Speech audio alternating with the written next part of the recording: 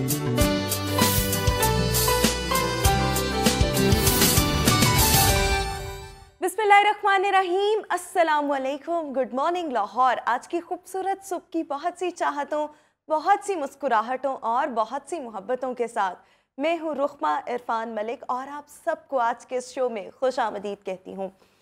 ज़िंदगी में बहुत से ऐसे मौक़े आते हैं जब हमें दूसरों पर बहुत ज़्यादा गुस्सा होता है और हमारे अंदर कोई ना कोई चीज़ जो होती है वो बर्न कर रही होती है और हमारा दिल करता है कि अगर हमारे साथ किसी ने ज़्यादती कर दी है या हमें कहीं पे डाउन फील करवाया है या ऐसा नहीं करना चाहिए था जैसा किया गया, सो हमारा दिल करता है कि भाई अब हम इन्हें मज़ा चखाएँ, हम कोई ना कोई रिवेंज लें। लेकिन एट टाइम्स रिवेंज लेना हमारे अपने फ़ायदे में नहीं होता, बल्कि रिवेंज इस तरह से लेना चाहिए कि आप बहुत ज़्यादा ख़ुद को सक्सेसफुल बनाएं, बहुत ज़्यादा ख़ुद को कामयाब करें। Because what I believe is कि the best revenge is always massive success. जब आप बहुत ज़्यादा कामयाब हो जाते हैं तो यही आपका बेहतरीन रिवेंज हो सकता है। सो एट टाइम्स लोग बुरा करते हैं, ज़िंदगी है, अप एंड डाउन भी आते रहते हैं, लोगों के रवैये भी हम मुख्तलिफ अंदाज में देखते रहते हैं। सो येस, जब कोई आपके साथ बुरा बिहेव करे जैसा उसको नहीं करना चाहिए था, so silence should be a weapon. और ख़ामोश रहते हुए आप अपने आप को कामयाब करें, अपनी एफर्ट्स को जारी रखें और फिर कामयाबी ऐसी हो कि भाई दूर दूर तक सुनाई दे, उसके चर्चे दूर दूर तक हों। So with this message we have to move ahead. और आज शहर लाहौर का मौसम तो जनाब गुज़िश्ता रात अगर हम देखें सो पंजाब के कुछ शहरों में बारिश हुई, बल्कि मैं देख रही थी कि ज़फ़रवाल में यालाबारी भी हुई। लेकिन लाहौर में अभी तो लाइक इट्स पार्शियली सनी, लेकिन 2 बजे के बाद प्रेडिक्शन है कि शायद बारिश हो सकती है। महकमा मौसमियात का ये कहना है कि 20 मार्च तक लाहौर में बारिश का इम्कान है, यानी किसी भी वक्त बारिश हो सकती है। अभी अगर हम टेम्परेचर की बात करें तो इट्स 23 डिग्री सेंटीग्रेड। तो ये तो थी वेदर के हवाले से अपडेट। क्विकली हम शो में आगे बढ़ेंगे, आज के करेंसी रेट्स आपके साथ शेयर करना चाहेंगे। तो यूएस डॉलर आज आपको मिलेगा 283.5 में, यूरो मिलेगा 301 में, ब्रिटिश पाउंड मिलेगा 340 रुपीज़ में, यूएई दिरहम आपको मिलेगा 77 में, सऊदी रियाल 75 में। इसके साथ साथ कुवैती दिनार 917.97 rupees, Canadian dollar 204 rupees, Australian dollar 186 rupees और ओमानी रियाल आज आपको मिल सकेगा 731.5 में। इसी के साथ साथ मज़ीद हम शो में आगे बढ़ेंगे और जनाब वेजिटेबल रेट्स अभी आप इस वक्त टेलीविज़न स्क्रीन्स पर देख रहे हैं। अदरक आज आपको मिल सकेगा 625 में और दीगर आप रेट्स जो हैं वो इस वक्त देखते चले जाएं। और ये तो थे जनाब वेजिटेबल रेट्स। क्विकली अब हम आगे बढ़ेंगे और फ्रूट रेट्स की तरफ आएंगे। और फ्रूट रेट्स जनाब आज आप देख लें, इस वक्त फ्रूट रेट्स भी आपके सामने हम बहुत जल्दी जो है वो डिस्प्ले हो जाएंगे। तो जनाब इस वक्त आप देख लें कि फ़्रूट रेट्स जो हैं आपको मार्केट में केला हो जाए, अमरूद हो जाए, अनार हो जाए, वो आज आपको इन रेट्स पर मुयस्सर आ सकेंगे। रमज़ानुल मुबारक की आमद है तो यस, थोड़ा सा जो हम कीमतों में थोड़ा क्या बहुत ज़्यादा इजाफा देख रहे हैं। ब्रायलर जो है वो भी आप देख सकते हैं, इस वक्त 366 में आपको ज़िंदा ब्रायलर मिलेगा और इसके अलावा जो दूसरे रेट्स हैं वो भी आप देख सकते हैं। 549 में आपको ब्रायलर जो है वो उस हिसाब से आज आपको मिल सकेगा। तो जनाब ये थे ब्रायलर रेट्स और अंडे आज आपको मिल सकेंगे 224 रुपये पर डज़न के हिसाब से।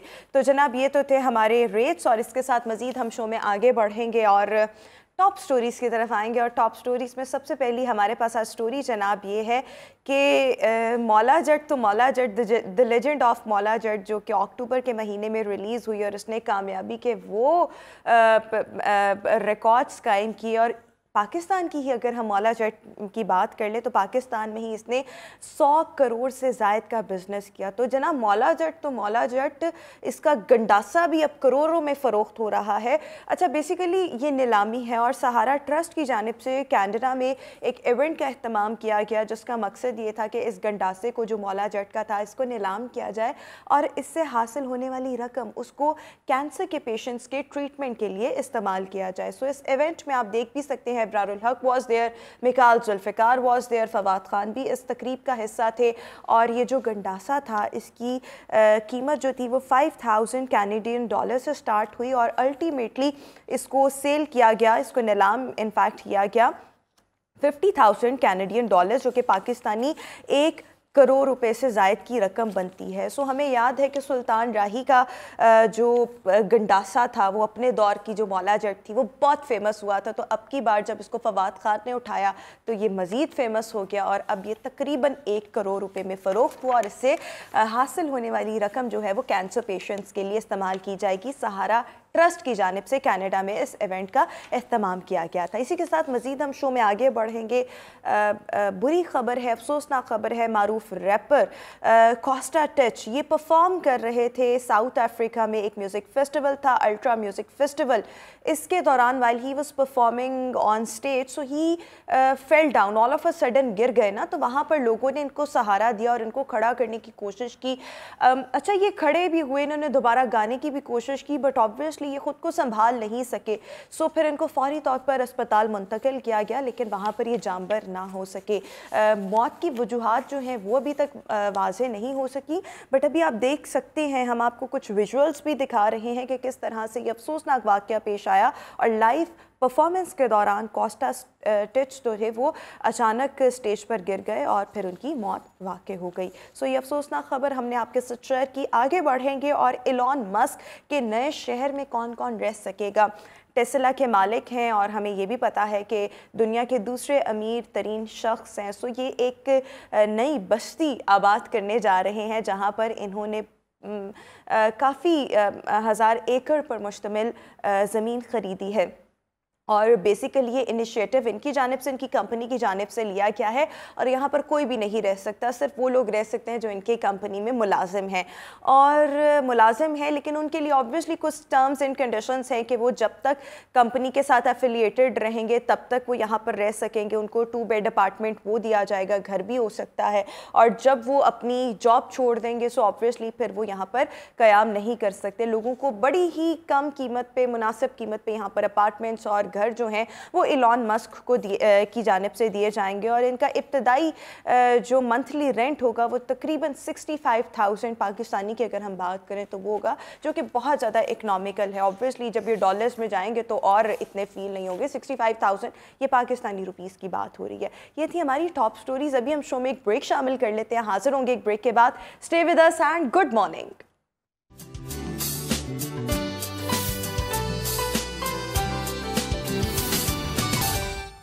Welcome back after the break. और ज़मान पार्क के बाहर की सूरत हाल अगर अभी हम आपसे डिस्कस करें, गुज़श्ता रोज़ लाहौर हाई कोर्ट के हुक्म के बाद पुलिस ने अपनी पेशकदमी रोक दी थी और ये जो ऑपरेशन था आज सुबह 10 बजे तक इसको मुअत्तल कर दिया गया था। नाउ इट्स अबाउट 10:35 और जो पुलिस है दोबारा से ऑपरेशन का आगाज़ कर चुकी है। कारकुनान भी वहाँ पर पहुँच चुके हैं। गुज़श्ता रात की अगर बात की जाए तो ज़मान पार्क के अतराफ़ में ही जो PTI के सपोर्टर्स थे उन्होंने वहाँ पर ही खैमे लगा लिए थे और रात वहाँ पर गुजारी। इस दौरान ये देखने में आया कि एक तरफ रियासती मशीनरी थी, पूरी रियासत थी, पुलिस थी और दूसरी तरफ इमरान खान साहब थे। कुछ लोगों का ख्याल ये भी था कि इमरान खान साहब जिस तरह से उनकी पॉपुलैरिटी में इजाफा हुआ है और डेफिनेटली उनकी एक फ़ैन फॉलोइंग तो है ही, तो इमरान खान साहब अगर ख़ुद गिरफ्तारी दे देते तो उनके सियासी कद में इजाफा हो जाता। दूसरी तरफ अगर हम देखें तो रियासत हमें इस वक्त नाकाम दिखाई दे रही है। 3 दिन से हम एक आम आदमी के चलें प्रॉब्लम्स को डिस्कस कर लें, हम पॉलिटिक्स को ना भी डिस्कस करें। कल पूरा दिन एजुकेशनल इंस्टीट्यूट्स लाहौर के बंद रहे, लोगों को आने और जाने में बहुत सी तकलीफ, बहुत सी परेशानी का सामना रहा। सो अगर आपने गिरफ्तार करना है तो आप स्ट्रेट अवे गिरफ्तार कर लेना। ये क्या तरीका है कि आप थ्रू आउट इस चीज़ को इतना लिंगर ऑन कर रहे हैं और आपसे सपोर्टर्स जो हैं वो संभाले नहीं जा रहे। सो दोनों साइड से, और फिर इस पर अभी हम वैसे डिस्कशन भी करेंगे। हमारे साथ रहनुमा जमात इस्लामी अहमद सलमान बलोच साहब इस वक्त हमें शो में ज्वाइन करें, उनकी भी ओपिनियन जानेंगे कि कहाँ पर पाकिस्तान तहरीक इंसाफ को सब्र तहम्मुल का मुजाहरा करना चाहिए और कौन से ऐसे काम हो सकते हैं जिससे वो भी अपने सियासी कद में इजाफा कर सकते हैं, मजीद पॉपुलैरिटी गेन कर लेंगे। कुछ नहीं भी होगा जब आप जेल भरो तहरीक की बात करते हैं। सो आपको फिर खुद भी गिरफ्तारी देनी चाहिए। So what is the fear. और अगर हम हुकूमत की भी बात करें तो अगर तो जेन्युइनली आपने गिरफ्तार करना है तो करें, अदरवाइज इस ड्रामा को, इस शो को एंड कर दिया जाए। बट बहरहाल अहमद सलमान साहब की इस पर क्या ओपिनियन है, इस पर भी बात करेंगे। रहनुमा जमात इस्लामी इस वक्त हमारे साथ शो में मौजूद हैं, अहमद सलमान बलोच साहब। Thank you so much sir. Sir good morning. So sir, एक तो मैं सबसे पहले आपकी ओपिनियन ओवरऑल जानना चाहूँगी। ये जो पिछले 2-3 दिन से, ये परसों से ऑपरेशन कह लें ये स्टार्ट हुआ हुआ है और अभी भी पुलिस जो है वो हमें नाकाम दिखाई दे रही है। सो मसला कहाँ पर है? बिस्मिल्लाहिर्रहमानिर्रहीम। बहुत शुक्रिया, आपने मुझे दावत दी कि मैं अपना पॉइंट ऑफ व्यू जो है वो आपके सामने रखूं। अभी मेरे से गुफ्तगू से पहले आप बालों के गिरने के ऊपर बात कर रही थी। हम तो ये समझते थे कि शायद मुल्क की सियासी सूरत हाल ठीक नहीं है, उसकी वजह से हमारे बाल गिर रहे हैं, पर जो उसकी असल वजह थी उसके बारे में भी आपने बात की। पर मैं जो बात करूँगा वो इस हवाले से कि पिछले 3 दिनों से जो ट्रॉमा कि जिसका शिकार एक आम आदमी है, उसके ऊपर आपने भी बात की है कि बहैसियत सियासी कारकुन तो मैं समझता हूँ कि बिल्कुल भी फोर्स का, पुलिस का कि जो ज़ोर ज़बरदस्ती है कि वो किसी तरह से भी नहीं होना चाहिए। पर आज अगर हम अपने सियासी सूरत हाल देखें, मुल्की मसाइल देखें, इसके ऊपर अगर बात करते हैं तो इसके लिए हमारे पास बहुत सारे सवालिया निशान हैं कि जिसकी बात होती है कि आज जो मैंने सबसे बड़ी जो लीड देखी कि जो अखबारात की ज़ीनत बनी थी कि अभी आपने कहा कि रियासत जो है कि वो नाकाम है, कि जो सबसे बड़ी लीड थी वो आज की ये थी कि गिलगित फोर्स बमुकाबला पंजाब पुलिस, कि वो ये बात आ रही है कि एक तरफ जो है कि एक सूबे की पुलिस है और दूसरी तरफ दूसरे शहर की पुलिस है और ये आपस में लड़ रहे हैं। अभी हम ये देखें कि इमरान खान साहब कि जिन्होंने 3 साल हुकूमत की और उन 3 सालों की हुकूमत में जो उन्होंने किया वो आपके सामने है। आज भी जो हुकूमत कर रहे हैं कि वो भी हमें इसी हवाले से बताते हैं कि हमने पिछला सियासी और हुकूमती बोझ जो है कि इसको उठाया है। पर अगर आप ये देखें कि अगर अभी इनके जो सपोर्टर्स थे वो बिल्कुल खामोश हो गए हुए थे कि वो नाअहली के जो इमरान खान साहब की थी कि इसके ऊपर वो खामोश थे कि उनकी जो शैडो कैबिनेट थी वो बुरी तरह नाकाम हुई और लोग समझते थे कि ये पाकिस्तान ये नहीं चला सकते। और जगह यक हमने देखा कि इनको हुकूमत से निकाला गया और जितने भी नारे दिए गए वो एक एक करके जो है कि वो ख़त्म हुए, पिटे। और अभी जेल भरो तहरीक की भी आपने बात की कि जेल भरो तहरीक के अंदर भी इन्होंने कारकुनान को जो है कि कहा कि वो जेल जाएं, मैं जेल नहीं जाऊंगा। हाँ, आप being the leader you should set the president, आप खुद जेल जाएं। आप ये देखें कि ये हमेशा मदीना की रियासत की बात करते हैं कि मदीना की रियासत क्या थी और ये लोगों को तैयार करते हैं जद्दोजहद के लिए, इनकलाब के लिए, पर ये ख़ुद इस काम के लिए तैयार नहीं है कि आपने जब मदीना की रियासत की बात करनी है, नबी मेहरबान हज़रत मोहम्मद सल्लल्लाहु अलैहि वसल्लम की बात करनी है, तो वो भी याद रखें कि जब ग़ज़वा खंदक के मौके के ऊपर कि वहाँ पर लोग जो है कि रोज़ाना की बुनियाद पर खंदक खोद रहे थे कि किसी के पास पानी पीने को नहीं, किसी के पास जो है कि खाने को कुछ नहीं, कि कुछ सहाबा इकराम नबी मेहरबान के पास आए और उनसे कहा कि या रसूल अल्लाह कि हम 2 दिन से भूखे हैं, हमें जो है कि हमने एक पत्थर जो है कि वो पेट पे बांधा है, हमसे अब नहीं हो सकता कि हम कुछ कर सकें। तो नबी मेहरबान ने उनका हौसला बढ़ाने के लिए अपनी जब चादर जो है कि उठाई तो उस पर 2 पत्थर बंधे थे। इसका मतलब है कि फ्रंट फुट पे जो है कि एक लीडर जो है कि वो मौजूद होता है, कारकुनान उसके पीछे मौजूद होते हैं। ये खान साहब जो हैं कि अपनी ऑडियो के अंदर जो है कि ये पैगाम देते हैं कि जिसने मेरे से टिकट लेनी है कि वो वहाँ पर बंदे लेकर आए, जो बंदे लेकर आएगा मैं उसको टिकट दूंगा, उसके अलावा टिकट जो है कि किसी को जारी नहीं होगी। आप ये देखें कि ये कैसा जुल्म है, ये कैसी ज़्यादती है कि हम किस तरह की कौम जो है कि उसको तैयार कर रहे हैं कि वो अपने लिए, अपने लीडर के लिए तो कुछ ना कुछ करने को तैयार हैं, पर दूसरी तरफ की बात कोई करने को तैयार नहीं। कि आज अगर इमरान खान साहब के घर के ऊपर हमला होता है तो वो अपनी टेबल के ऊपर आंसू गैस के जो शेल्स हैं कि वो रख के जो है कि पूरी दुनिया के सामने जो है एक मासूमाना फरियाद करते हैं कि जी ये देखें कि ये जुल्म हो रहा है, ज़्यादती हो रही है। और जब उनको रियासत कहती है कि अदालत कहती है, कानून कहता है कि आप अदालत के अंदर पेश हो, वो पेश होने को तैयार नहीं है। वो क्यों पेश होने को तैयार नहीं है कि वो जब भी रिलीफ़ मांगते हैं वो रिलीफ़ अदालत से मांगते हैं और वही जब अदालत उनको बुलाती है वो कहते हैं कि मैं नहीं आऊँगा। आज भी जज साहब ने कहा है ना, सेशन जज ज़फ़र इकबाल साहब ने, मैं भी थोड़ी देर पहले ही देख रही थी, अभी तो वो समाअत जारी है, तो उन्होंने कहा इमरान खान साहब सरेंडर कर दें, हम आईजी पंजाब को गिरफ्तारी से रोक देंगे। जी मैं यही बात करना चाहता हूँ कि इनके ज़हनों के अंदर कोई फतूर है कि ये कोई भी जो है कि ये अदालतों को नहीं मानता, ये कोई रियासत को मानने को तैयार नहीं है। ये सिर्फ़ और सिर्फ जमात इस्लामी के कारकुन के अंदर हौसला मौजूद है कि वो ये उसको समझता भी है। मैं ये इसलिए ये बात कर रहा हूँ कि एक तरफ तो हम यहाँ पर देखते हैं कि शहर लाहौर के अंदर, पंजाब के अंदर हकूक़ की बात करने वाले के साथ ऐसा हो तो उसके लिए जो है कि अदालतें भी खुलती हैं, अदालतें उनको इंसाफ देने को भी तैयार होती हैं। दूसरी तरफ जो है कि बलूचिस्तान का एक फ़र्द जो है कि बलोचों के हकूक़ के लिए अगर बात करता है तो उसको दहशतगर्द बना दिया जाता है, उसको इंसाफ नहीं दिया जाता। मैं मौलाना हिदायतुर रहमान की यहाँ पे इसलिए बात करूँगा कि उन्होंने मासूम बलोचों के लिए पानी का हक़ मांगा, मासूम बलोचों के लिए तालीम का हक़ मांगा, मासूम बलोचों को वो पुरअमन धरने की बुनियाद पे वहाँ पर बैठे थे, पर उनको कोई इंसाफ देने को तैयार नहीं। आज यहाँ पर देखते हैं कि हम किस तरह से ये इंसाफ देते हैं। बिल्कुल ठीक हो गया। अच्छा अहमद साहब, मैं यहाँ पर एक और बात भी आपसे डिस्कस करना चाहूँगी। इस वक्त अगर हम पाकिस्तान की इकॉनमी को देखें और मतलब IMF के साथ जो मामला, तो सबको पता है मतलब अभी भी हम कोई इतने अच्छे हालात में तो है नहीं। आज भी पेट्रोल जो है वो महंगा हो गया मज़ीद 5 रुपये। हमारे जो जेन्युइन इश्यूज़ हैं उनसे आपको लगता है कि क्या हुकूमत ने नज़र हटाना चाहिए? ये हुकूमत के एंड से एक चीज़ हो सकती है कि ये गिरफ्तारी का जो 3 दिन से तमाशा लगा हुआ है, और हमारा प्रॉब्लम ये नहीं, हमारे लिए रमज़ान आ रहा है, हमें अशिया पर सब्सिडी चाहिए, हमें सस्ती अशिया चाहिए, आपने आवाम को रिलीफ देना है।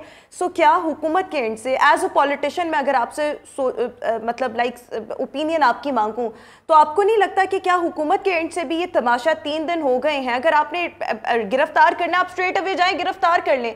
कारकुनान चंद हैं, क्या आपका बिगाड़ सकते हैं ना? आपके पास पूरी रियासती मशीनरी है, इधर कारकुनान है, इधर आपके पास पूरी रियासती फोर्स है, लेकिन आपने 3 दिन से तमाशा लगाया और आप उस चीज़ को लिंगर ऑन कर रहे हैं। आपको नहीं लगता कि हुकूमत की जानिब से भी ये डिलेइंग टैक्टिक्स इसीलिए है कि अवाम की तवज्जो है जो है वो महंगाई से, IMF से, प्रॉब्लम से, असल जेन्युइन मसाइल से हटी रहे और इस तमाशे की तरफ लगी रहे? जी बहुत शुक्रिया। आपने आज वो बात की है कि जो आम आदमी की बात है। आम आदमी समझता है कि हमारा मीडिया जो है कि वो रोज़ाना की बुनियाद पर 2 सियासी बड़ी जमातों को आपस में दिखाकर उलझाता है कि एक तरफ वो अपनी बात करता है और सारे दिन जो है कि उसकी बात का जो है कि वो रिवर्स जो है कि उसकी बात करने की कोशिश की जाती है। पर आपने भी बात की कि पेट्रोल महंगा हो गया।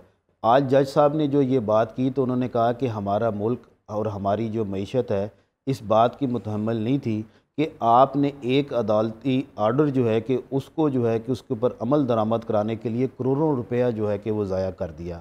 मैं ये पूछना चाहता हूँ कि ये कैसे हमारे हुक्मरान हैं कि जो अपनी अना के लिए जो है कि आम आदमी के टैक्स के पैसे को जो है कि पानी की तरह बहा रहे हैं कि इनको कोई पूछने वाला नहीं है।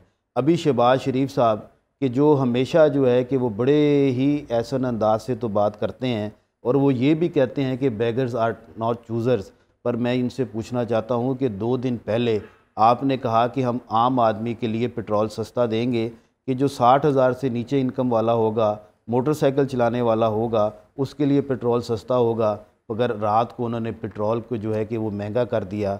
ये इनका सियासी मंशूर है कि आम आदमी को दबाना कैसे है। आपने भी जो ये बात की, यही असल बात है कि ये अपनी अना के लिए, अपनी हुकूमत के लिए और लोगों की ये जंग बनाने को तैयार हो जाते हैं। आपने जो बात की, इमरान खान साहब ने आम आदमी के अंदर ये एक नफ़रत दी कि तुम्हारे सामने ये मैंने एक मामला रखा है, इस इशू के ऊपर जो है तो कि तुमने बात करनी है, ये तुम्हारा मुखालिफ है, ये तुम्हारा दुश्मन है। अब हर सियासी कारकुन जो है अपना लीडर के जो घर के शीशे के कमरे में, AC के कमरे में बैठा है, तोशा खाना की याशियाँ कर रहा है, वो ये तो करता है, पर उसका बाहर कारकुन कमलों की तरह, दीवानों की तरह जो है कि वो उसके लीडर की लड़ाई लड़ रहा है। उसको ये नहीं पता चलता कि मेरा हक़ क्या है। वो अपने हक़ की बात नहीं कर पाता, वो अपने कायदीन की जंग जो है कि वो लड़ रहा है। यही वजह है कि हम आम आदमी को जो है कि ये समझाने की कोशिश भी करते हैं कि ये वो तमाम हुक्मरान कि जिन्होंने 75 सालों के अंदर बार बार हमें लूटा, हमने इनको बार बार आजमाया, पर इन्होंने आज तक किसी ने भी, एक फ़र्द ने भी जो है कि आम आदमी के लिए कोई एक काम भी नहीं किया। कि मैं जब आम आदमी के पास जाता हूँ, वो यही बात करता है कि मेरे घर का सबसे बड़ा बजट जो है कि वो तालीमी अदारों में बच्चों को पढ़ाने में लग जाता है। मेरा घर का सबसे बड़ा बजट जो है कि वो सेहत के ऊपर लग जाता है। मैं सारा दिन इन मामलात में घिरा रहता हूँ, पर आम आदमी को कुछ जो है कि इससे नहीं मिलता। इसलिए आज भी हमें ये कोशिश करनी है। बिल्कुल ठीक हो गया, यहीं से गुफ्तगू का सिलसिला आगे बढ़ाएंगे। सलमान साहब, अभी हमारे नुमाइंदे हसन अहमद इस वक्त ज़मान पार्क के बाहर मौजूद हैं, वहाँ की सूरत हाल जानेंगे। हसन, बताइएगा, इस वक्त आप ज़मान पार्क के बाहर मौजूद हैं, पुलिस की जानिब से क्या पेशकदमी की जा रही है? कारकुनान का भी बताइएगा कि इस वक्त जो कारकुनान यहाँ पर जमा है ज़मान पार्क के बाहर, उनके क्या क्या स्पॉट्स हैं और वो किस तरह से पुलिस की पेशकदमी को रोकने की कोशिश कर रहे हैं? जी बिल्कुल, मैं आपको बताना चलूँ कि इस टाइम यहाँ पर जो सूरत हाल है वो इंतहाई कशीदा है, क्योंकि यहाँ पर कारकुनान ने जो है एक बार फिर से डंडे ले लिए हैं और यहाँ पे पत्थर जमा कर रहे हैं। इसी के साथ साथ जो है उनके पास जो है वो इंस्टॉल अंगेज चीज़ें हैं और वो ये कह रहे हैं कि वो माल रोड की तरफ पेशकदमी कर रहे हैं। मैं बताना चलूँ कि अब से कुछ देर पहले कारकुनान यहाँ पर जो थे वो कंटेनर के साथ मौजूद थे। जो इमरान खान के कंटेनर हैं उस तरफ जो है वो जा रहे थे। ताहम अब यह है कि यहाँ पर कारकुनान ने जो है दोबारा से पत्थर इकट्ठे कर लिए। उनका यही कहना है कि वो अब दोबारा से माल रोड की तरफ पेशकदमी करेंगे और अगर वहाँ पर पुलिस है तो पुलिस के साथ जो है मुकाबला किया जाएगा। जी अच्छा हसन, मुझे ज़रा प्लीज़ एक और चीज़ बताइएगा कि जिस तरह से आप ये तमाम तर बातें बता रहे हैं, कारकुनान वहाँ पर मौजूद हैं। एक तो यहाँ पे मैं अपने नाज़रीन को ये अपडेट करती चलूँ कि अदालती हुक्म आ चुका है कि ज़मान पार्क के बाहर जो पुलिस की पेशकदमी ऑपरेशन है उसे रोक दिया जाए। अच्छा हसन, मुझे ये बताइएगा कि जिस तरह से आप कह रहे थे कि कारकुनान ने हाथों में डंडे भी उठाए हुए हैं और इस तरह से चीज़ें, क्या यहाँ पर कारकुनान ही मौजूद हैं या पीटीआई की लीडरशिप में से कोई रहनुमा भी यहाँ पर मौजूद है इनके साथ, या अकेले कारकुनान ही मार खाने को और लड़ने मरने को यहाँ पर आए हुए हैं? कोई लीडर्स आपने देखे?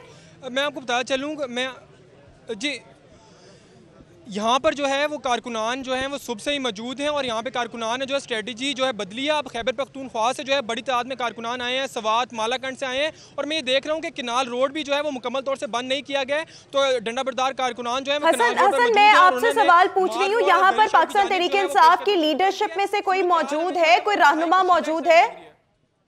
रहनुमा कोई मौजूद है पाकिस्तान की लीडरशिप? बात की जाए तो अभी यहाँ पर अगर रहनुमाओं के हवाले से बात की जाए तो यहाँ पर कोई बड़ा नाम नहीं मौजूद, लेकिन कारकुनान यहाँ पर मौजूद हैं बड़ी तादाद में। जो रहनुमा है फवाद चौधरी के हवाले से कहा जा रहा था कि वो बिल्कुल ठीक हो गया। सो अगेन वही बात कि यहाँ पर मार खाने के लिए और मरने मराने के लिए यहाँ पर एक आम आदमी मौजूद है, लेकिन यहाँ पर पाकिस्तान तहरीक इंसाफ के कारकुनान तो मौजूद है, रहनुमा और लीडरशिप में से यहाँ से कोई मौजूद नहीं। बट बहरहाल वक्तन फ़वक्तन ये सिचुएशन जो है आपके सामने रखते रहेंगे। Thank you so much Hasan हमारे साथ शो में मौजूद थे। अभी हम शो में एक ब्रेक शामिल करेंगे, ब्रेक के बाद दोबारा हाजिर होंगे। Good morning.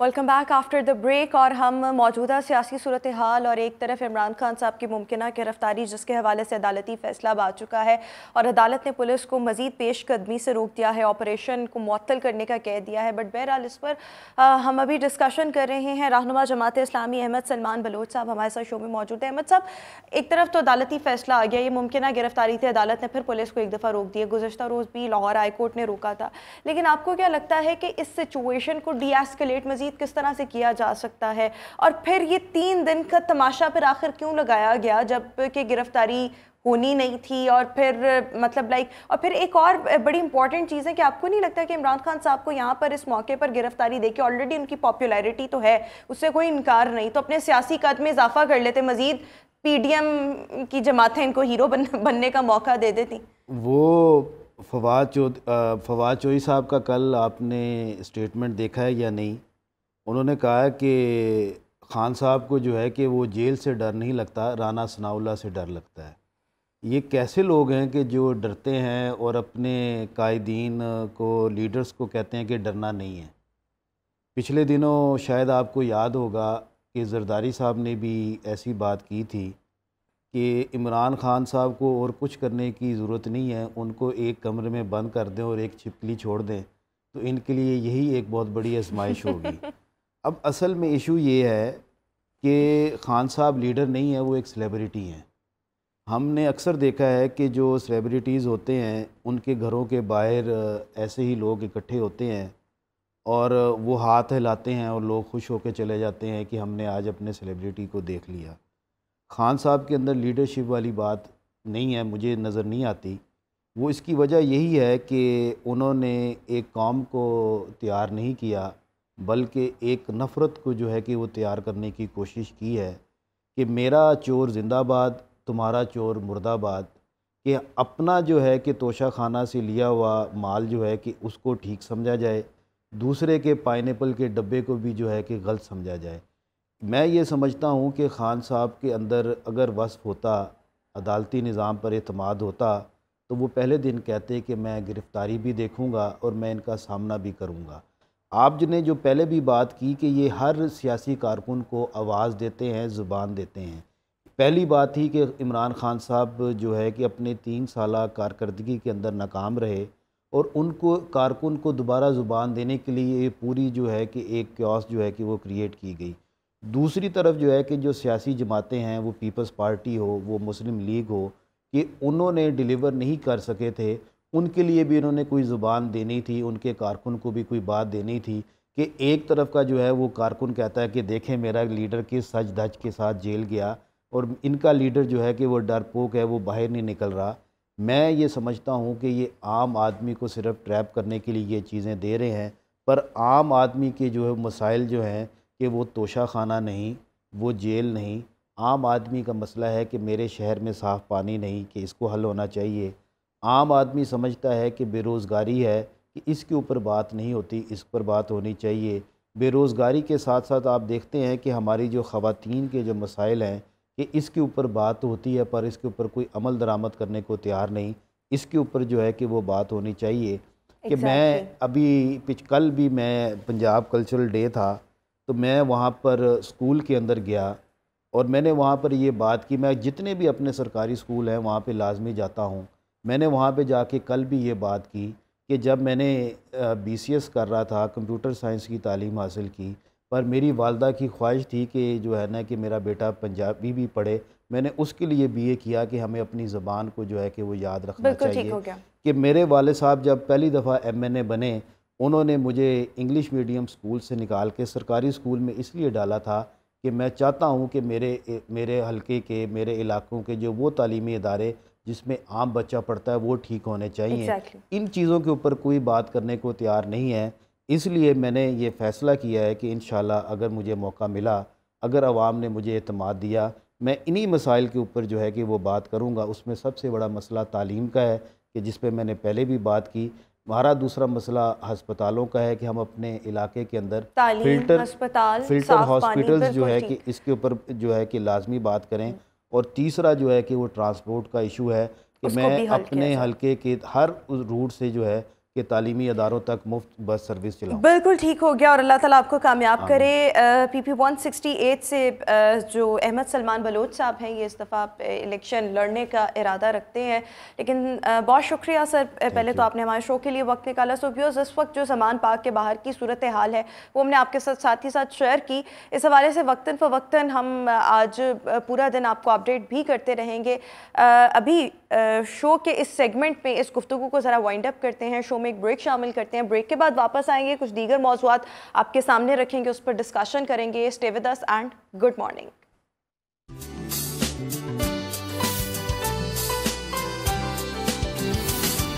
फिटनेस सेगमेंट है ये हमारा और इस पर हम बात करेंगे कि बालों की सेहत को, उसकी खूबसूरती को कैसे बरकरार रखा जा सकता है। आपके नाखून अक्सर बहुत ज़्यादा ब्रिटल हो जाते हैं, टूटने लग जाते हैं, और स्पेशली ये जो इश्यूज़ हैं, मतलब बालों के गिरना, ये बहुत ज़्यादा कॉमन है ख़वातीन में, बिकॉज उनकी कोई ना कोई हेल्थ कंडीशंस ऐसी होती हैं। स्पेशली अगर हम प्रेगनेंसी का फेज़ देखें और प्रेगनेंसी के बाद वाला फेज़ देखें, सो बॉडी उस टाइम बहुत कमज़ोर, वीक हुई होती है, तो उस टाइम पर भी ख़वातीन के बाल बहुत ज़्यादा गिर रहे होते हैं। सकते हैं। मर्दों में देखें तो मर्दों में गंजेपन की शिकायत बहुत ज़्यादा होती है, और जैसे जैसे वक्त गुजर रहा है और जिद्दत आती जा रही है, हमारी बीमारियों और तकलीफ में भी जिद्दत आती जा रही है। सो ये जो इश्यूज़ हैं ये बहुत ज़्यादा इंटेंसिफाई होते चले जा रहे हैं। इसके साथ साथ जो हमारे नाखून हैं जो अगर ख़राब हो रहे हों तो ये हमारी बॉडी की बहुत सी अंडरलाइंग कंडीशंस उनको भी बता सकते हैं कि क्या वजह है। मतलब ऑलरेडी कोई ना कोई मेडिकल कंडीशन ऐसी चल रही है जिसकी वजह से हमारे नाखून ख़राबी की तरफ हैं। सो उसको कैसे हम डिटेक्ट कर सकते हैं, दोनों चीज़ों पर बात कर रहे होंगे हमारे साथ डर्मेटोलॉजिस्ट डॉक्टर सानिया इस वक्त हमें शो में ज्वाइन करिए। Doctor Sania, thank you so much and good morning. So मैं सबसे पहले तो आपकी प्रेजेंस को फील कर रही हूँ, मैं एक्सपेक्ट कर रही थी आप स्टूडियोज़ में होंगी, बट बहरहाल मैं आपसे सबसे पहले यही सवाल करना चाहूँगी कि बालों के गिरने की शिकायत ख़वातीन में ज़्यादा है, मर्दों में गंजेपन की शिकायत बहुत ज़्यादा होती है। दोनों के ज़रा सेपरेटली कॉजेज़ बता दीजिएगा कि क्या वजूहात हैं। अच्छा, सबसे पहले तो एक चीज़ कि ये ख़वातीन में, मर्दों में ना सिर्फ बल्कि बच्चों में भी बहुत कॉमन अब हो गया है, क्योंकि जो टीनेजर्स आते हैं उनमें भी ये इशू बहुत कॉमनली पाया जाता है। रीज़न अगर हम इसको डिफाइन करें तो ये बालों के गिरने की कई वजूहात होती हैं, जिनमें कुछ तो न्यूट्रिशनल डेफिशिएंसीज हैं जिसको टीलोजन इफ्लूवियम कहा जाता है। अब टीलोजन इफ्लूवियम बेसिकली आपकी बॉडी के अंदर कोई डैमेज ऐसा जिसके अंदर न्यूट्रिशनल डेफिशिएंसी आ रही है, कोई नमकियात की कमी, कोई विटामिन्स की कमी आ रही है, जिसकी वजह से आपके बाल गिरना शुरू हो जाते हैं, आपके बाल पतले होना शुरू हो जाते हैं और आपका गंजपन बढ़ता चला जाता है। इसी तरह से एक और बालों का गिरने का एक मसला है जिसको एंड्रोजेनिक एलोपेशिया कहा जाता है, और ये बेसिकली हार्मोन डिपेंडेंट होता है, जिसके अंदर खास तौर पे मर्दों में, लेकिन ये औरतों में भी देखने में आता है, क्योंकि हार्मोनल इश्यूज जब खवातीन में आते हैं तो ये औरतों में भी चीज आ जाती है। इसलिए अगर कोई भी बंदा हेयर फॉल के इशू का शिकार हो तो एक मर्तबा डॉक्टर को जरूर कंसल्ट करके अपना डायग्नोसिस प्रॉपर करवाए, ताकि उसका ट्रीटमेंट उसके अकॉर्डिंगली किया जाए। अब जो लोग न्यूट्रिशनल डेफिशिएंसी की वजह से इफेक्ट हो रहे होते हैं, उनके अंदर सिंपल सा सोल्यूशन होता है कि उनको balanced diet, balance nutrition, balance multivitamins guide किए जाएं, और उनको प्रॉपर गाइडेंस के साथ एक चीज प्रिस्क्रिप्शन दी जाए, और रिकवरी उनको विद इन अ मंथ आना शुरू हो जाती है। While if we compare it with androgenic alopecia, तो एंड्रोजेनिक एलोपेशिया में थोड़ा सा इशू ये आता है कि चूंकि ये एक हार्मोनल इम्बैलेंस आ रहा होता है इसके अंदर, तो हमें इसमें हार्मोन को बैलेंस करना पड़ता है और उसको मैनेज करना पड़ता है। जब हम उसे मैनेज करते हैं तो बाल ऑटोमेटिकली 3 to 4 मंथ्स के बाद बेहतरी की तरफ आ जाते हैं। और बच्चों के लिए भी हम यहाँ पे यही कहते हैं कि बच्चे अगर न्यूट्रिशनल डेफिशिएंसी का शिकार होकर बाल डैमेज का शिकार हो रहे हैं, तो उसमें सिर्फ उनकी डाइट को बेहतर करें, उनकी खुराक में विटामिन डी, जिंक, आयरन, इन तमाम चीजों को ऐड करें। आपने सुना होगा बायोटिन हर बंदा बालों के लिए लेता है, सिर्फ बायोटिन लेने से आपके बाल नहीं ठीक होते। आपको कॉम्बिनेशन थेरेपी लेनी होती है जिसके अंदर proper zinc levels, proper vitamin D levels, iron levels, ये तमाम चीजें भी साथ देखना जरूरी है to get a better result. अच्छा डॉक्टर सानिया, एक और चीज़ यहाँ पर बताइएगा कि अगर, क्योंकि हम दोनों चीज़ों को डिस्कस करेंगे, बालों के इश्यूज़ को भी डिस्कस कर रहे हैं और साथ ही साथ नाखूनों का ब्रिटल होना, टूट जाना, क्या इनके कॉजेज़ जो हैं कभी कभी सेम भी हो सकते हैं कि अगर एक इंसान के नाखून भी नहीं ठीक ग्रो कर रहे, बाल भी गिर रहे हैं, सो रीज़न कोई एक हो सकता है, कोई ना कोई न्यूट्रिशनल डेफिशिएंसी ऐसी हो सकती है, और आपस में क्या इन दोनों चीज़ों का लिंक है? बिल्कुल है, बिल्कुल। ये क्योंकि इस तमाम चीजें जब आप कोई भी मल्टीविटामिन पढ़ते हैं जो स्किन हेयर नेल से रिलेटेड है, उसके अंदर नेल्स भी साथ मेंशन्ड होते हैं, क्योंकि अगर आपके न्यूट्रिशनल डैमेज आ रहा है बॉडी में, आपका लेट्स सपोज विटामिन डी अगर कम है, तो आपके बालों के ऊपर उसके इफेक्ट आना शुरू हो जाएंगे, आपके बाल गिरना शुरू हो जाते हैं। उसी तरह से आपके नाखूनों के ऊपर आपको लाइंस महसूस होना शुरू हो जाती हैं। तो ये चीज शो करती है कि विटामिन डी की डेफिशिएंसी है। लेकिन कई ऐसी बीमारियां जो इंटरनल बीमारियां होती हैं, जैसे कैंसर पेशेंट्स हैं, उनके बाल गिरना शुरू हो जाते हैं कीमोथेरेपी की वजह से, तो उनके नेल्स भी डैमेज होना शुरू हो जाते हैं, ब्रिटल हो जाते हैं। तो अगर कोई इंटरनल इशू चल रहा है, जैसे किडनी फेलियर है, डायबिटीज है, ये तमाम चीजें आपके बालों के साथ ना सिर्फ बल्कि आपकी जिल्द पे, आपके नाखूनों के ऊपर भी असरअंदाज होती है। आपके नाखूनों के अंदर डॉट्स नजर आना शुरू हो जाते हैं, सुर्ख लाइनें नजर आना शुरू हो जाती हैं। तमाम मुख्तलिफ वजूहात हैं जो मिक्स चल रही होती हैं, जो आपके बालों पे और नाखूनों पे दोनों पे ऑब्वियस हो रही होती हैं। बिल्कुल ठीक हो गया। अच्छा डॉक्टर सानिया, अगर मैं आजकल देखूं या पिछले 3-4 साल से मैंने ये नोट किया और मुझे खुद भी ये प्रॉब्लम है, बालों का गिरना, और बालों का गिरना बहुत ज़्यादा। अच्छा बरसात आती है तो ये कहा जाता है कि मौसम ऐसा है इसलिए ऐसे हो रहा है। अच्छा सर्दियाँ आती हैं तो तब भी यही कहा जाता है मौसम ऐसा है इसलिए बाल गिर रहे हैं। सो मुझे ऐसे एट टाइम्स लगता है कि क्योंकि आजकल डिप्रेशन, जहनी तनाव, स्ट्रेस बहुत ज़्यादा है, सो ये एक वजह हो सकती है कि ख़वातीन में जो बाल गिर रहे हैं, इनफैक्ट अब मर्दों को भी ये ज़्यादा इश्यूज आ रहे हैं। सो इसका one of the cause depression, anxiety, stress level बढ़ना, ये हो सकता है। बिल्कुल ऐसा है, जैसे मैंने कहा था कि बॉडी पे कोई भी स्ट्रेस आएगा, चाहे वो इंटरनल हेल्थ वाइज आपका स्ट्रेस है, चाहे वो मेंटल स्ट्रेस है। मिसाल के तौर पे अगर जैसे आपने भी बताया कि डिप्रेशन, एंजाइटी बहुत ज़्यादा बढ़ गया हुआ है। आप लोगों का लाइफ़स्टाइल हेल्दी नहीं है, तो अब मेंटल स्ट्रेस हो या जिस्मानी स्ट्रेस हो, ये दोनों चीज़ें आपके बालों को बहुत ज़्यादा इम्पैक्ट करती हैं। दूसरी चीज़ ये, ना सिर्फ बाल, आपकी स्किन के ऊपर भी एजिंग साइंस नज़र आना शुरू हो जाते हैं, और ये आपकी बॉडी में टॉक्सिन्स लेवल्स को बढ़ाता है स्ट्रेस। तो जब टॉक्सिन्स लेवल्स बढ़ेंगे तो ऑटोमेटिकली आपकी स्किन, हेयर, नेल तमाम चीज़ें मुतासिर होती हैं। इसका बेहतरीन सा सॉल्यूशन ये है कि आप 20 से 30 मिनट वॉक अपनी रूटीन में शामिल कर लें। नमाज की पाबंदी करें, क्योंकि ये आपको स्ट्रेस से बचाती है, और अगर आप अपनी डाइट को बेहतर करते हैं तो आपका न्यूट्रिशनल लेवल भी बैलेंस होता है, तो ओवरऑल तमाम चीज़ें आपकी बेहतर होना शुरू हो जाती हैं। बिल्कुल ठीक हो गया। अच्छा एक और इशू डॉक्टर सानिया, अक्सर ऐसे भी होता है कि जो स्कैल्प होती है, लोग अपने बालों का ख्याल नहीं रखते, हाइजीन का इतना ख्याल नहीं रखते। बालों को 4-4, 5-5 दिन वॉश नहीं किया जा रहा। अच्छा जब वॉश नहीं किया जाता तो ऑब्वियसली एक ग्रीसी सी एक चीज़ जो है वो हमारी स्कैल्प पर बनने लग जाती है।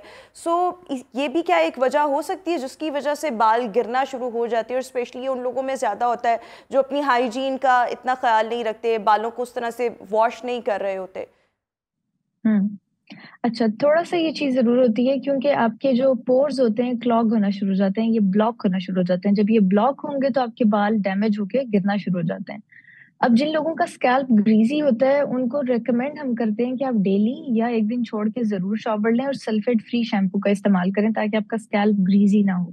इसके अलावा कई प्रोसीजर्स भी इसमें ऑफ़र किए जाते हैं, जैसे स्कैल्प को क्लियर करने के लिए एक मेडिकेटेड फेशियल किया जाता है, जो आपका सर की जिल्द को क्लियर करता है और आपके जो बालों की जड़ें हैं, उनको न्यूट्रिशन फ्राहम करता है, जिसकी वजह से आपके बाल बेहतर होना शुरू हो जाते हैं। उनको ऑक्सीजन प्रॉपर मिलती है, ब्लड सर्कुलेशन बेहतर होती है, तो आपके बाल क्लियर होना शुरू हो जाते हैं, बेहतर होना शुरू हो जाते हैं, और आपका जो स्कैल्प के ऊपर ग्रीस आ रहा होता है, जो ऑयल आ रहा होता है, वो भी इम्प्रूव कर जाता है। बिल्कुल ठीक हो गया। अच्छा डॉक्टर सानिया, अगर मैं आपसे ये पूछूं कि कोई भी खातून है, अभी हम सिर्फ खातूनों के ख़वातीन के तनाज़ुर में ये बात कर रहे हैं, सो उन्होंने अपनी स्कैल्प अच्छी रखनी है, बाल अच्छे रखने हैं, बालों के गिरने का प्रॉब्लम है, हेयर फॉल का, सो उनको अपनी लाइफस्टाइल में कैसी चीज़ें इस्तेमाल करनी चाहिए, क्या क्या करना चाहिए, डाइट उनकी कैसी होनी चाहिए जिसकी वजह से वो अपने बालों की सेहत इसको बरकरार रख सकें? अपनी डाइट में सबसे इम्पोर्टेंट तो ये है कि फ्रूट्स, जूसेस का इस्तेमाल रखें। 1 अंडा या 2 अंडे उबले हुए ज़रूर खाया करें। लोग गर्मियों में ये कॉन्सेप्ट रखते हैं कि अंडा गर्म है तो गर्मियों में नहीं खाना, सर्दियों में खाना है। It's completely wrong. Protein intake अपना अच्छा रखें। अंडे की सूरत में आपको कच्चा मिल सकता है, या चिकन की सूरत में। दूध का इस्तेमाल रखें, वॉक मस्ट करें, और अगर आपको कोई मल्टीविटामिन्स ऐड करने हैं तो डॉक्टर की रिकमेंडेशन से ऐड करें। अपनी बॉडी को ओवरलोड ना करें अननेसेसरी विटामिन से, क्योंकि जब आप अननेसेसरी विटामिन्स लेंगे तो आपकी बॉडी को वो डैमेज भी कर सकते हैं। इसके अलावा कई मेडिकेटेड प्रोसीजर्स भी होते हैं, पीआरपी, पीआरएफ, आईपीआरएफ, ये तमाम चीज़ें ऑफ़र की जाती हैं मुख्तलिफ क्लिनिक्स पे। तो जो भी आपकी जगह, आपके पास रिनोन्ड डॉक्टर, कोई ऑथेंटिक जगह है, वहाँ से ज़रूर जाके अपना ओपिनियन लें और इस चीज़ों को फ़ॉलो करें। ऑलराइट डॉक्टर सानिया हमारे साथ ही मौजूद रहिएगा। व्यूअर्स, अभी हमें शो में एक ब्रेक शामिल करनी है। ब्रेक के बाद वापस आएंगे, इसी टॉपिक को कंटिन्यू करेंगे, ये भी जानेंगे कि क्या क्या बेहतर ऑप्शंस हो सकती हैं, नाखूनों की सेहत इसको कैसे बरकरार रखना है, तमाम चीज़ों को डिस्कस करेंगे एक ब्रेक के बाद। Stay with us and good morning.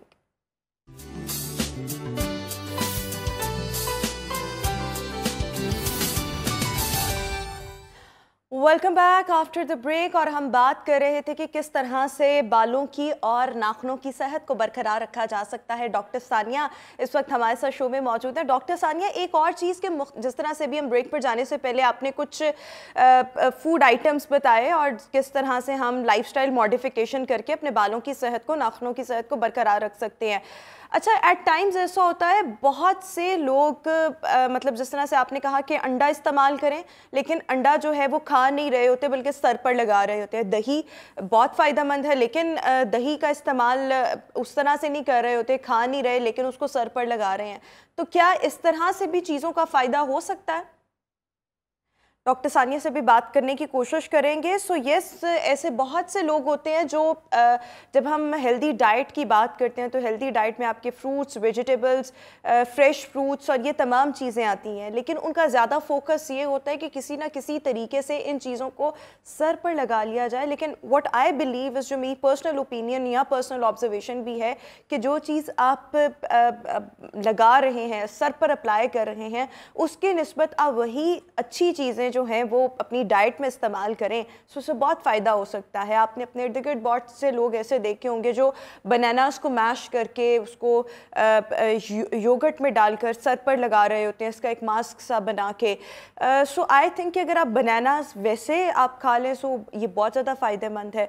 So yes, nutritional deficiencies होती हैं, लेकिन वो चीज़ जो आप इस तरह से इस्तेमाल कर रहे हैं उसको आप डायरेक्ट बाय माउथ इस्तेमाल करें तो उसका लॉन्ग टर्म और ज़्यादा अच्छा रिजल्ट आएगा। जो आपके सर पर आएगा मतलब इस तरह लगाने से वो टेम्परेरी होगा।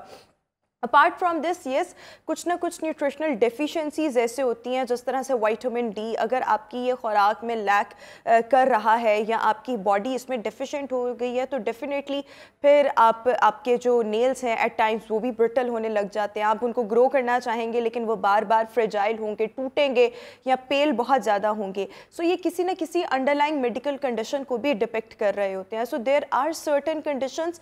फिर बालों का गिरने की जब हम बात करते हैं तो इसमें आपके जीन्स, जेनेटिक्स बहुत ज़्यादा इन्वॉल्व होते हैं। एट टाइम्स आपके जीन्स उस तरह से नहीं होते, मतलब आपके फादर के अगर किसी के बाल बहुत अर्ली एज में झड़ गए या नहीं रहे सो वो बेटे में भी ये चीज़ें आएंगी। माँ के बाल अगर वीक रहे हुए हैं सो बेटी में भी ये प्रॉब्लम आएंगे। सो एट टाइम्स इसमें बहुत ज़्यादा रोल होता है आपके जेनेटिक्स का।